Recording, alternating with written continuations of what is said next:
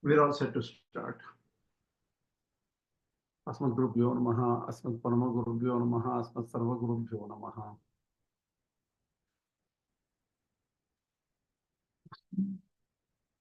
Asmat Gurubhyo Namaha, Asmat Parama Gurubhyo Namaha, Asmat Sarva Gurubhyo Namaha, Śrī Krishna Parabrahmane Namaha, Śrī Lakshmi Nrsimha Parabrahmane Namaha, Śrī Lakshmi Hayavadana Parabrahmane Namaha, Sarvam Śrī Krishna Arpanamastu.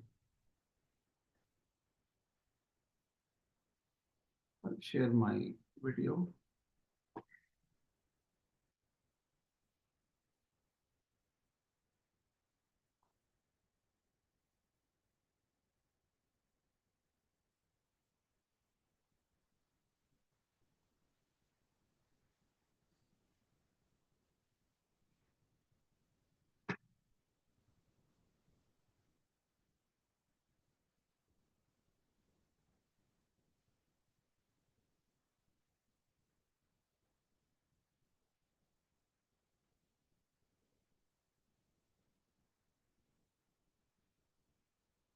Can you see this? Yeah. Very good. Okay. I will start. Oops.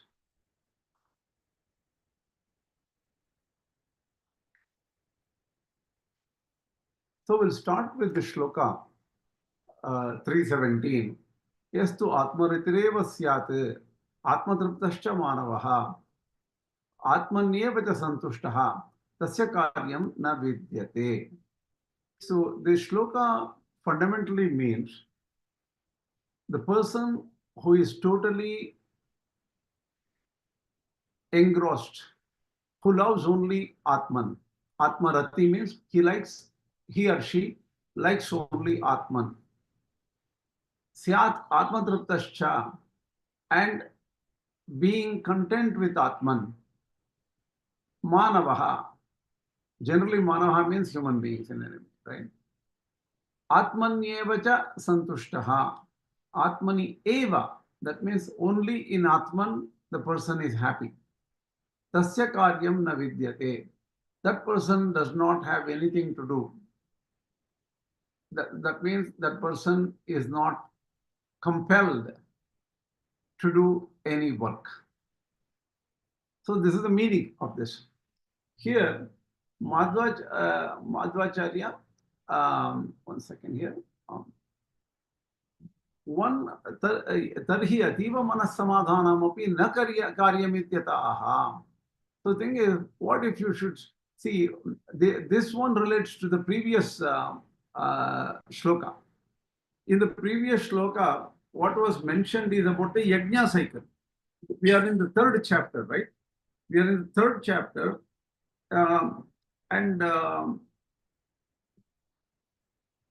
Oops, just a second. Evam pravartitam chakram na anuvartayati hayaha aghayur indriyaramo mogam partha sajivati. So in the previous section we saw the Yajña cycle. So the Annat Bhavanti Bhutani, so some food, beings are born, like that, right? Yajñat Bhavati Parjanyaha, from Yajña, rains come. All this cycle was explained in the last class. That cycle called the Yajña-cakra, right, has to be followed. Everyone should everyone should honor and participate in the Yajña circle. Hence, karma should be done by everybody. That is the idea given there. So one who does not involve in Yajña cycle will get into papa. Mugham partha sajivati, aghayuhu indriyaramaha. That means the person is, his whole life and activities are filled with only papa. The person who does not participate in the Yajña cycle, does not work for it, right? So if one thinks that karma, if one thinks that doing karma can lead to problems and not doing karma leads to happiness, right? This is with respect to prior what was said earlier, right? If somebody does karma, it can lead to problems in a way, right? That means if that person does not do it right, some karma, papa will come. Suppose he, see, there was another shloka earlier, right?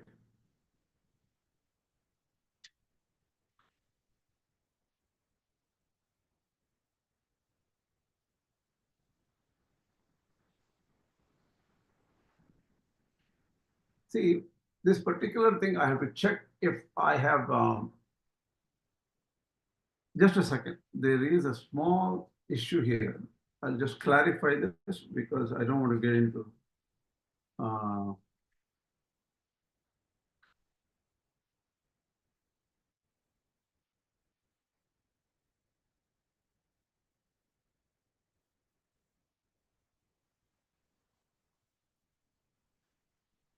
See, if one thinks, we should say, it is just a if statement which, um, uh, even to do karma samadhana, that is, even if you want to restrain your mind, that also becomes action, right?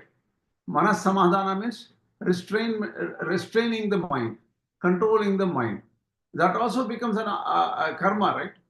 So if one thinks that karma leads to problems and not doing karma leads to happiness, this is actually what Madhvācārya is keeping in mind is Śaṅkarācārya view is to say that Jnani should give up karma. Okay, Jnani should give up karma. Jnani should not do karma. That is what Madhvācārya has in mind, and what Madhvācārya thinks is that is a wrong idea. No one can give up karma is the right idea. So, but for that he is thinking in different ways, right? That is, he is trying to fill holes if there is any holes in the logic. So one might not get into karma thinking that yajna itself is a problem. Karma is only for the ajnanis, right? For the Advaiti. So one might think that karma will lead to problems and not doing karma leads to happiness. That is a sort of an Advaitic thought, sort of it. One should not even control their mind. If they control the mind, they will get into Samādhi. And if he is so absorbed in Hari, he cannot do karma for sure. Will he get into trouble if he meditates, controls his mind, and gets into asamprajñāta samadhi in Lord Hari? So if he deeply goes to samadhi thinking about Lord Hari, will he get into trouble? Because mind control is also some kind of an action. That is the idea here. Ramanam paradarashanadi nimittam sukham triptiranyatra alam buddhihi. Here, some details are given as what is santosha, what is tripti, and things like that. So, one who is satisfied with only experiencing or focusing on Paramatma, in anything else, he has feeling of alam buddhi. Alam buddhi, this is enough. Even a person who is totally engrossed in the Lord, when he is not in samadhi, he will come to an ordinary state. In the ordinary state, he will need something, so annapana, so food or water, shelter, whatever he needs. So, tripti means alam buddhi. Alam buddhi means enough. I don't need that because I'm totally engrossed in Paramatma anyway. So, Anyatra alam buddhicha mahaccha tat sukham. Paramatma a person who is in the asamprajñāta samadhi or very close to asamprajñāta samadhi, the person is very happy, enjoying, experiencing the Lord directly. Tenaiva anyatra alam buddhihi iti darshayati atmaneva santushtaha iti. So one who is in asamprajñāta samadhi has no reason to get happiness from anywhere else because he is totally engrossed in the very source of happiness, Krishna. So Now, a small deviation has to be understood here. Asampragnata Samadhi in Advaita is taken differently. First of all, these terms, Sampragnata Samadhi, Asampragnata Samadhi, they all come in the Yoga Sutras. And the Yoga Sutras is an independent work. It doesn't belong to Advaita category or Advaita system. It does not belong to Dvaita system, or it does not belong to any particular Vedanta system. So it is a yoga text written by Patanjali that is independent. But many authors who are Advaitins have written explanations of Yoga Sutras in that they understand it from the Advaitic perspective. So Yoga Sutras can be understood from different perspectives. And many people who are Advaitis have given an Advaitic twist to Yoga Sutras. Incidentally, my own grandfather, Sampath Iyengar, that is my grandfather's brother, has written his own explanation on Yoga Sutras, which is more closer to Vishishtadvaita school of thought. And that book is not printed yet. It is in English. I'm working on some corrections and things like that. I might want, someday I will publish that Yoga Sutra book. Apparently, he wrote one work on Yoga Sutra in Sanskrit itself. Very unfortunate to let you know that none of his later generation people are able to get hold of this particular text. Unfortunately, my grandfather's brother Sampath Iyengar wrote several texts, and he did not have money, and he sent the original manuscripts to some printing press or some government or something. They never returned the manuscripts, and nobody has idea where he has given. We are unable to get those books. We'll try to get at least whatever we have published sometime. That is, Lord Krishna's will. If it happens, it happens. So coming back to this point here, generally speaking, asamprajna samadhi is taken as objectless consciousness. That means there is no object. It is pure state of consciousness. That is the Advaita view. See, in the Samprajnata Samadhi, there is some object according to Advaita. In Samprajnata Samadhi, there is some object which is kept in mind. So there is a thought. So that in the pure Asamprajnata Samadhi, there is no object. So the thing is what? It's almost like a thoughtless state or consciousness without any object. That is also known as Nirbija Samadhi. Seedless, Nirbija Samadhi. That is what is the Advaita view of this Samadhi. But Dvaita view is very different here. So what in the Dvaita context, this word Samadhi can be understood only as a state of profound concentration and focus and absorption in the devotional practices on Lord Hari, dedicated to Lord Hari. So it also involves deep contemplation of the gunas, the auspicious attributes of Vishnu. So this is what is asamprajnata samadhi for Dvaitins. So keeping this in mind, is only a person who is in asamprajnata samadhi need not do any work, because he is totally enjoying the greatness of Śrī Hari, greatness of Hari, greatness of Vishnu, and he does not have anything else in his mind, he or she. Right? I have a question. Can I interrupt, or should I wait for the end? I have a question. Tell me, what do you have? Yeah, Brahman is not an object. Okay, so when we meditate on the attributes of the Brahman and Vedic, we are objectifying Brahman, isn't it? Then you don't get self-realization when you consider Brahman as an object. I'm not able to understand that aspect clearly. No.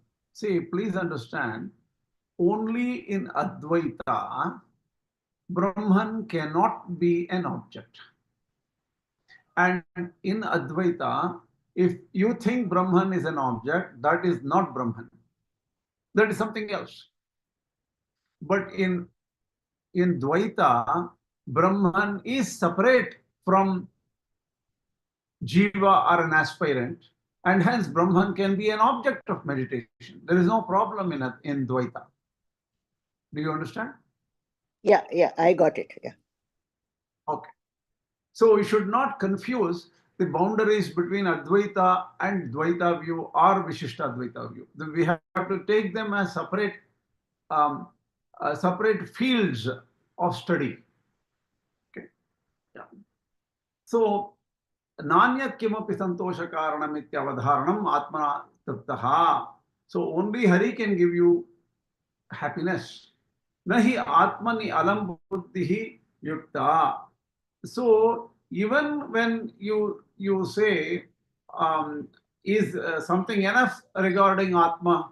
So suppose somebody is engrossed in, see, we have to understand before we go anywhere, fundamental aspect of this verse. Let me go back to the verse. Okay. Yastu Ātma-rati syat atma-triptascha manavah atmanyeva cha santushtaha tasya karyam na vidyate. Here the term Atman means, according to Rāmānujārya, Jivatma. According to Madhvācārya, here Atma means only Hari Viṣṇu. That's all. Right? In the case of Śaṅkarācārya, Atma is only one. There is no separate, there are no Jivatma separate other than Atma. There is no independent Jivatma in the Advaita sense. So the word Atma means Brahman only for Śaṅkarācārya. But for Madhvācārya, Atman means Hari, Narayana, Krishna. For Ramanuja.org, Atma here means Jiva only.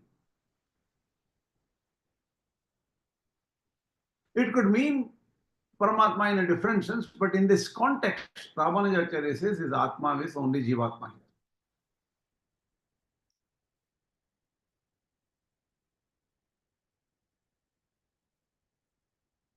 So here, Madhvācārya gives a small corollary, small difference here.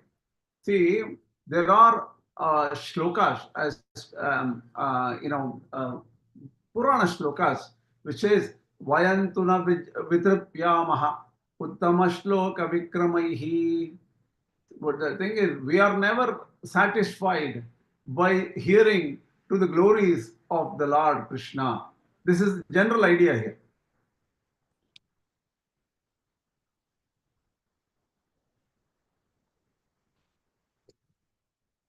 But the idea here is, in that sense, we can say that there is there is no people are not those who are so much engrossed, absorbed in Lord Hari's glories. They may not be satisfied. They want more and more and more. That's a different issue here. So, wrong understanding is, because we hear the glories of Hari, we don't find happiness elsewhere. Ātma-rati ityavadharana avadharanat asamprajñāta samādhistasyaiva karyam na vidyate. Here one we should understand that only for the person in asamprajñāta samadhi, there is no work to do. He is not forced to do anything. He is not required to do anything. He doesn't have to do sandhya vandana or any kind of daily duties at that time, while he is in the asamprajñāta samadhi. Okay? So, we should not understand that because we hear the glories of Hari, we don't find happiness elsewhere. That see, the thing is, we should say, because we hear the glories,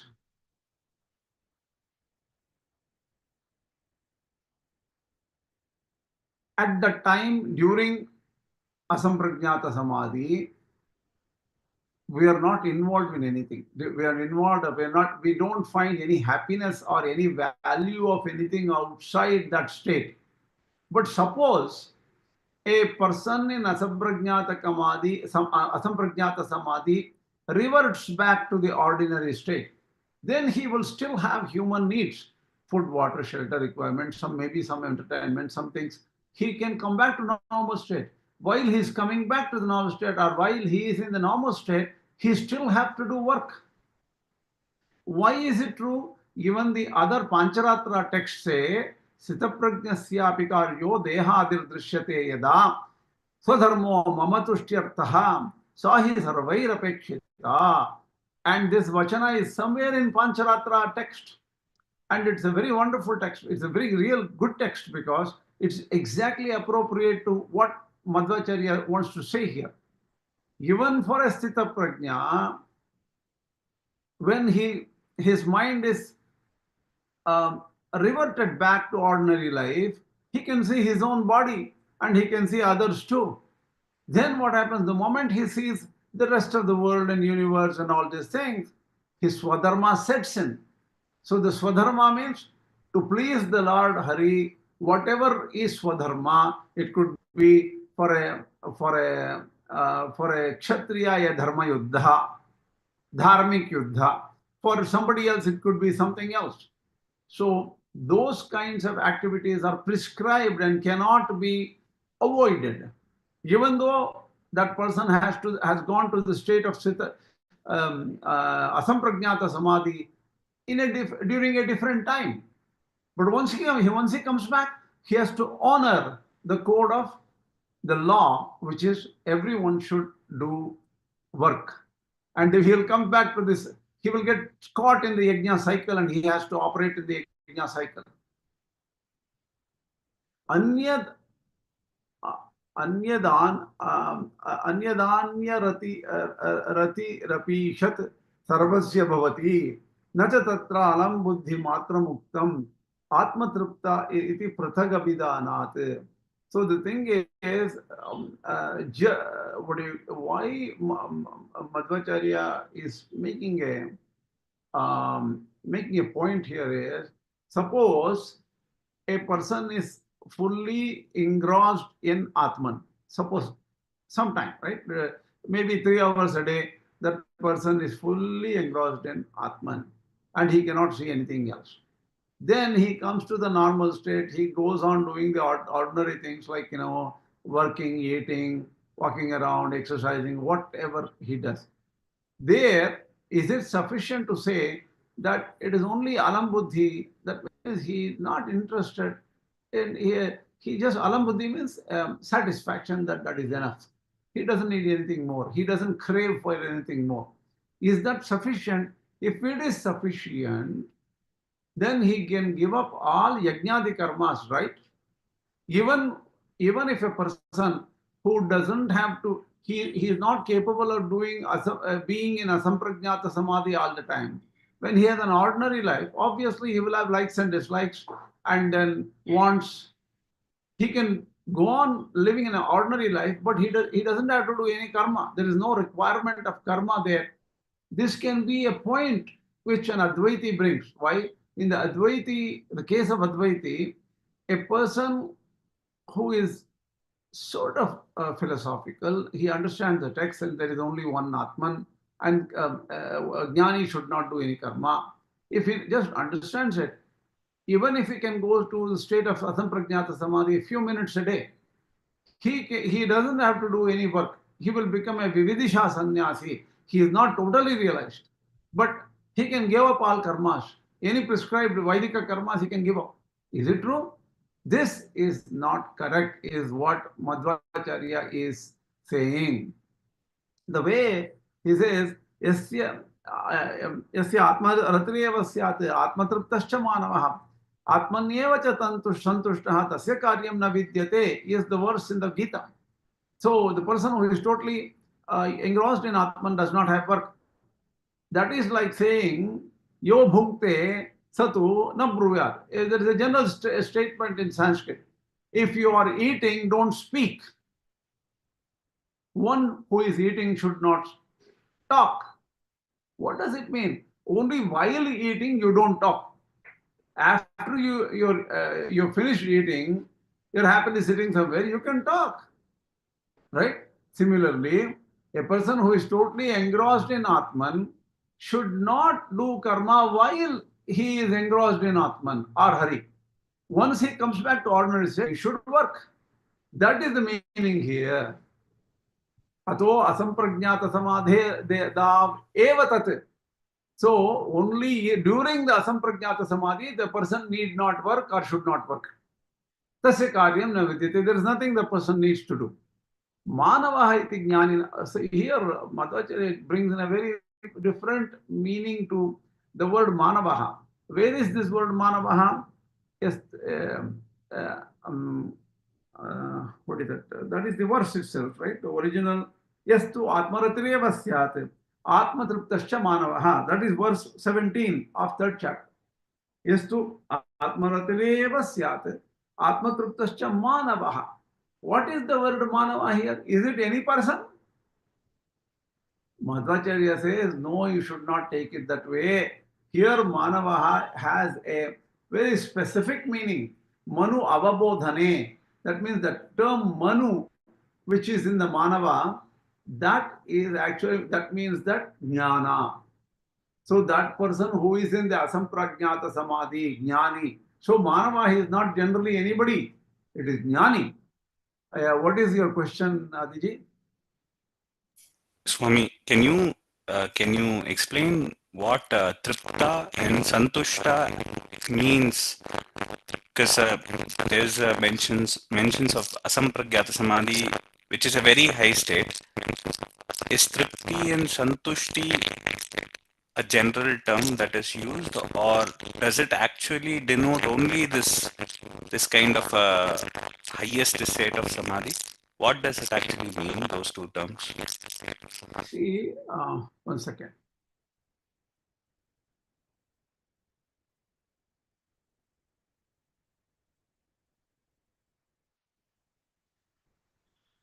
One second.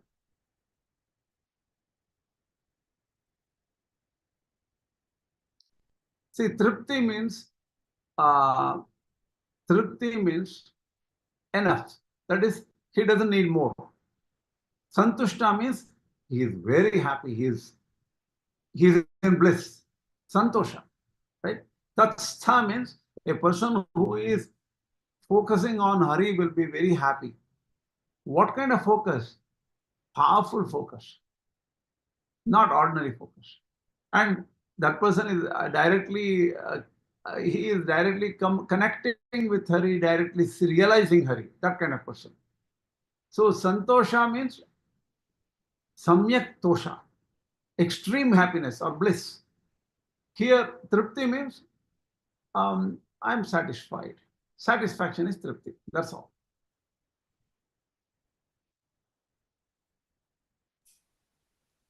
Okay. So coming back here, Manu avabodhane means manava means a person who is jnānī, who is in asampragnata samadhi. So the word manu is taken as jnanarthaka. That indicates the term jnana in Sanskrit. Paramatma ratischatra vivakshita vishnave varitra rativisya kriya tasyaiva nastihi iti vachanat. Another point Madhvācārya brings here is, here the focus is not jivatma. The term Atma can be used either to jivatma or Paramatma, but here the focus is only on Paramatma Vishnu, not on jivatma. So he makes it very clear here. Not on Atman, that is, it's Vishnu only. So when he is out of that state, one who is not focusing on Vishnu, then he should karma. Tripti santosha shabdayoho paryayatvepi paramatmana triptaha paramatmani triptaha iti visheshaha. See, in Sanskrit, tripti and santosha can be used as synonyms. Can be used. But here, paramatmani triptaha, paramatmana triptaha is clearly said. That means atmanyeva cha santushtaha That means the person is in bliss because of Paramatma. And Atmanyeva means only in Paramatma he is happy. So there you should understand that there is an obvious implication there that the tripti cannot be had by yourself. But by your efforts, you will not be able to get happiness or tripti. Only Viṣṇu-prasāda or the grace of the Lord is absolutely necessary for a person to get tripti or santosha. Viṣṇu-prasādataha Viṣṇāveva atitriptascha muktoso vidhyakocharaha iti Agneye. So in the Agneya Purana, it clarifies saying that the Atma-tripti or Atmanyevacha santushta does not mean Jivatma. It means only Viṣṇu. Here, I think there is a difference in the Rāmānuja sampradaya, Rāmānuja view. Here, there, Atmanyevacha santushta, the sort of indicates is there the word Atma referring to Jivatma is sufficient. But obviously, Rāmānujārya agrees that Atma is always ensouled by Viṣṇu. Antaryami is there. But it is sufficient to limit it as Jivatma according to Rāmānujārya. It is he doesn't take it that way. It has to refer to Hari. Ratirananda uddishta triptistu kritakrityata pritistu dvividah sneha karmajo nija evacha iti shabda nirnaye santoshas triptirapurtihi pritihi padyayavachakaha ityabhidanam. It's just some Sanskrit details here. Rati means ananda, happiness. Uddishtaha. Triptistu kritakrityata. Tripti means I've done what I have done. That's enough for me. That is tripti. Pritistu dvividah sneha karmajo nija evacha. Priti can be of two kinds. Friendship and karmajaha. It is from past karmas and other things. Nija evacha. There is a true priti, which is divine priti or bhakti.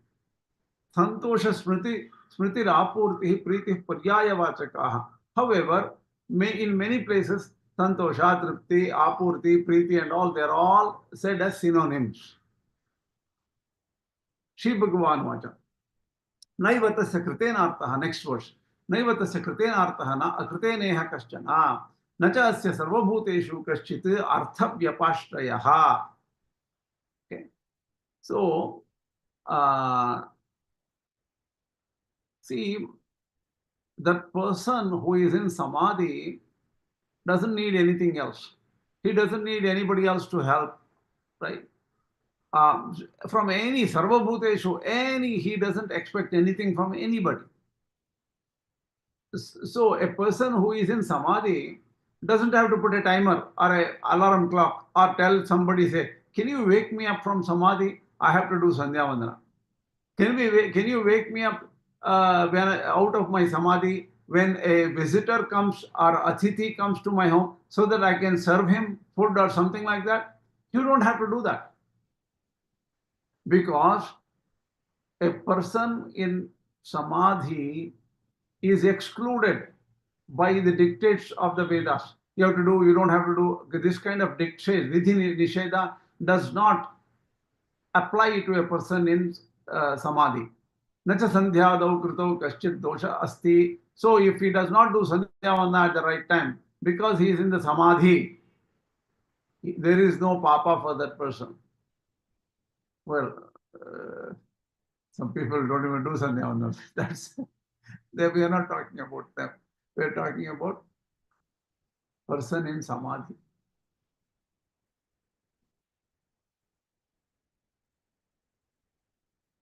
So, and he doesn't have any benefit from anybody else in the world. So if some visitor comes, by doing satkara, he will get benefit, some punya by doing satkara, or by giving him food, water, shelter, or something like that for a traveler coming to your home. Atithi means without letting you know that he's coming. So this person does not need any punya.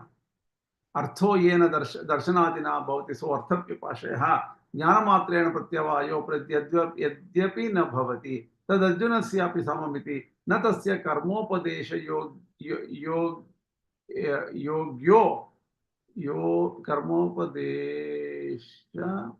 उपयोग्य एतत् भवति. We have to understand according to Madhvācārya, is Arjuna a Jñānī or not a Jñānī? Anybody? Swami, I actually have a question now that you asked that question. For Madhvācārya, is he before even the battle begins, he is a Jnani for Madhvācārya, is it? Yes, true. Okay. So before the battle, before even the battle began, Arjuna is a Jnānī. He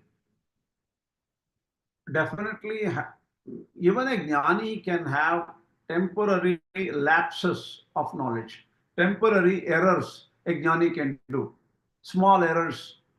So Jnānī is definitely Jnana Pradhana. That means he is filled with knowledge, but here and there, due to Prārabdha and other problems, he may have some little bit of minor problems, minor papas. So Arjuna definitely is a Jnānī, and he had Aparoksha Jnana. How did he directly communicate with Krishna? He asked Krishna to even say, Krishna, now that you are here, can you wash my horses and make it ready for my for my battle and things like that? So Arjuna had a direct friendly relationship with Krishna. Obviously, he has direct realization of Krishna. Aparoksha Jnana means immediate knowledge of Krishna to some extent, but something temporarily it had a lapse. He lost.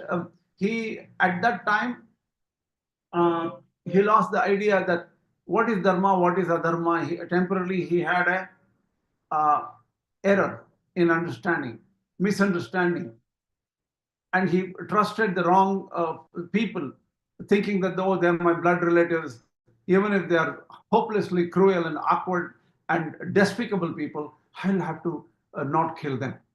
This is his idea. So he had a temporary problem in his mind, mistake in his mind regarding what is dharma and what is adharma. So if some Jnani does not do Vihita karma, suppose he comes out of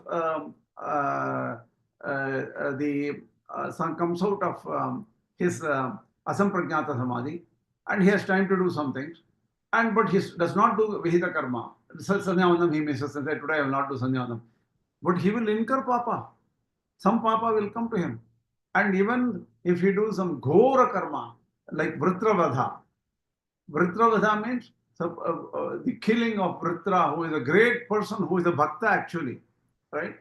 So Indra kills Vritra, and he in fact meditates and gets the power to kill Vritra. He even gets the idea that he has to get a Vajrayudha to kill, otherwise he cannot kill Vritra. That is due to Prārabdha.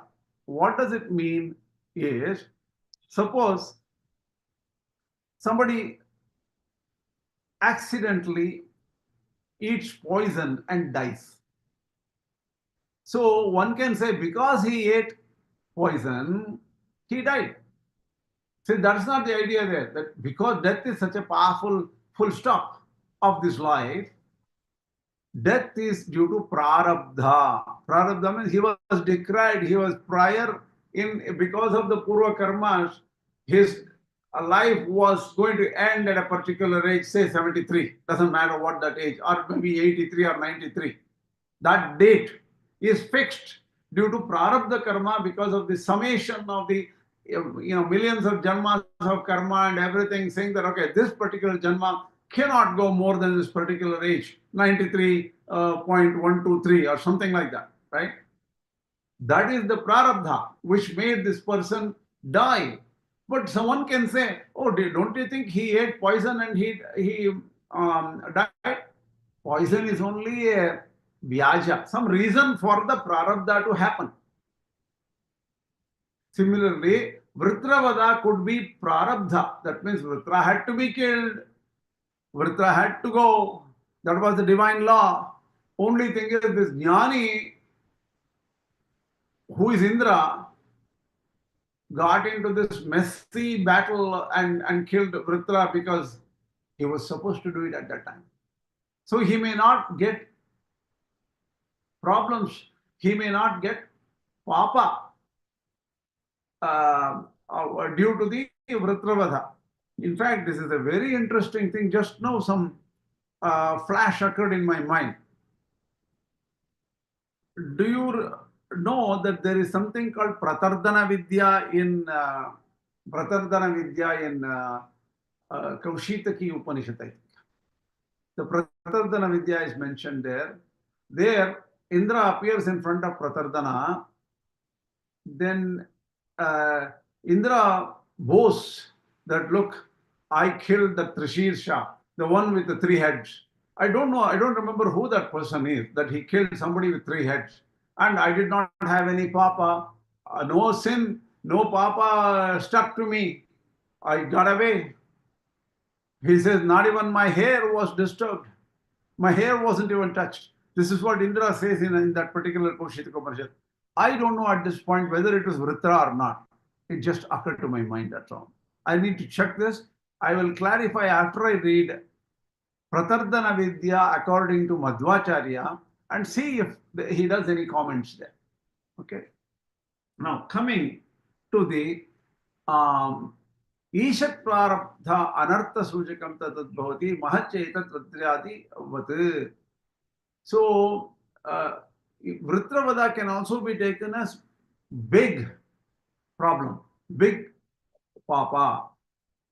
So Jñānī, who what do you call, can be affected by the wrong things he does. What happens? At that time he can go through mental agony, and in the moksha he can have decreased ananda. So even Jñānī has to do work, and if he does some good or bad, based on good or bad, he will experience equivalent results when he gets mukti, and also while doing that kind of papa karma, he will have mental agony. So the bottom line is, some people, obviously Advaita think even if someone is not in Samadhi, can give up karma. This view is inappropriate and Gita Viruddha, Gita Prakarana Viruddha. In this section of Gita, this is not acceptable. Only a person, while he is in the state of Samadhi, can give up karma without any penalty of papa. Śrī Bhagavan Vacha, Tasmād asakta satatam karyam karma samācāram asakto hyacharan karma paramapnoti purushaha. Here we stop because I have a hard stop today at 8 a.m. This verse, 319, I will take it up next time. Sorry, we are going a little slow here. Maybe some clarity will come when we go slow. And if I have done any mistakes in my last class, I will go check and let you know. Because there are very subtle aspects of Madhva-bhāṣya, and we have to understand it very carefully. So it's taking a little time for me. And this is the first time I'm reading Madhva-bhāṣya in depth. I had some superficial and overview kind of understanding of Madhva-bhāṣya, but obviously Madhvācārya is not an ordinary person. His background and you know,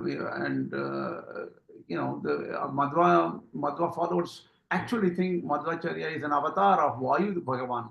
So I don't know much about Madhva-bhāṣya to that depth. Every time I try to get clarity, and if there is any correction I have to do, I will correct my thoughts eventually when I find the answers to them. When I find that I am in error or something like that, I will correct. With this, I will stop the class today. Asmat Gurubhyo Namaha, Asmat Parama Gurubhyo Namaha, Asmat Sarva Gurubhyo Namaha, Śrī Krishna Parabrahmane Namaha, Śrī Lakshmi Nrsimha Parabrahmane Namaha, Śrī Lakshmi Hayavadana Parabrahmane Namaha, Sarvam Śrī Krishna Parabrahmane.